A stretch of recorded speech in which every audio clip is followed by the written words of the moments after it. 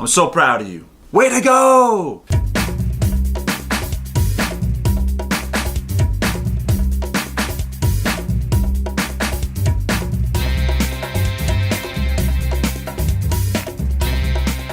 Hey, what's going on? This is Scott at Scott Doty TV. Thank you so much for tuning in and checking out today's episode on one of my favorite topics in the whole world, encouragement. Thank God you're pretty.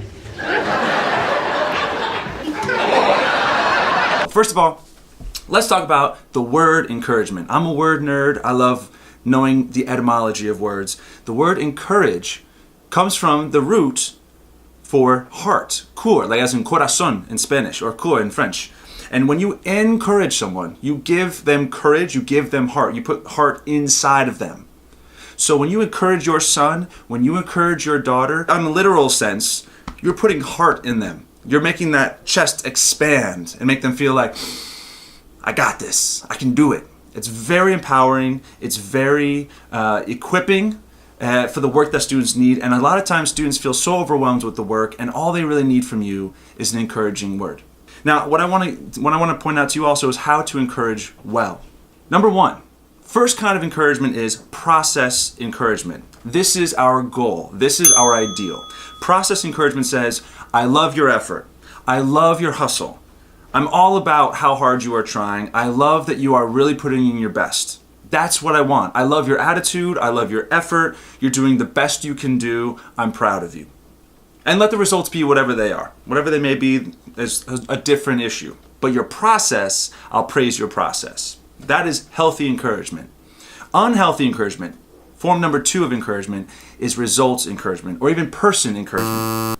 Because what it does in the student is it creates a mindset that is fixed and fearful of letting you down. When you say, you are great at math, you're creating a mindset that says, uh-oh, if I get below an A, my mom's going to think I'm not good at math and she's going to reject me and not love me anymore.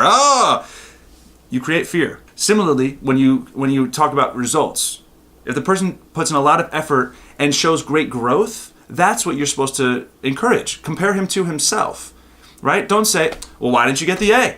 Mom, I busted my butt for 6 weeks. Every day I was on top of it. And it's apparently not good enough for you. And that's very demotivating to me. I'm very discouraged by this behavior. Now, your student will never say that. Your teenager, your 8-year-old, whoever, 11-year-old, they're not going to tell you this. They might not even be able to articulate it to themselves. Empower them, free them to just go and do the best they can absolutely do. And whatever the results are, the results will be. And that's it. Sometimes those are even out of our control a little bit, right? Here's a phrase for the day, okay? Just believe the best in your kid, but do it out loud. Let him hear it. Let her hear it. Let them be washed over by this sense of, they love me, they support me, they believe in me, they love that I'm trying, all they want is my effort. And you will get great effort, and you will often, as a result, get great results. But the key is don't focus on the results. Let the results come. Focus on the effort. Also, I want to mention this other phrase, give the gift to your kids of the mindset that says, I think I can. This brings back one of my favorite stories from childhood. You ever hear the story about the little engine that could? I'm sure we've all read this book many times, had it read to us by Waddy Piper from 1930. Almost 100 years ago now, this book was written, but it's a timeless message. And you remember the concept here.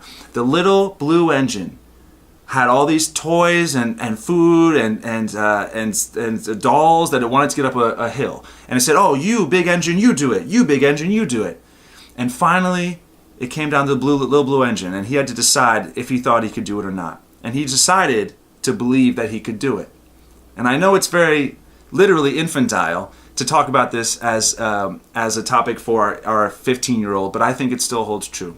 If I think I can, if I feel encouragement from my backside, from the back, from parents and mentors and friends who believe in me and believe in my ability to try, then I believe I can do it. I think I can. And if you give your student the gift of, I think I can, you've given them a great gift for life. And certainly you've equipped them to have a good shot at storming that test. So, we'll finish with a quote. The quote is this, very simple. If you think you can, or you think you can't, you're right. So that's it for today, Scott Doty TV. Thank you so much for tuning in. I hope this gave you a quick just a little bit of a zap to remind you, hey, I got to encourage my student. I got to encourage my son. I got to encourage my daughter. That's one of the best things I can give him or her to help him storm the test and generally live a life that is well balanced and focused and energetic and motivated.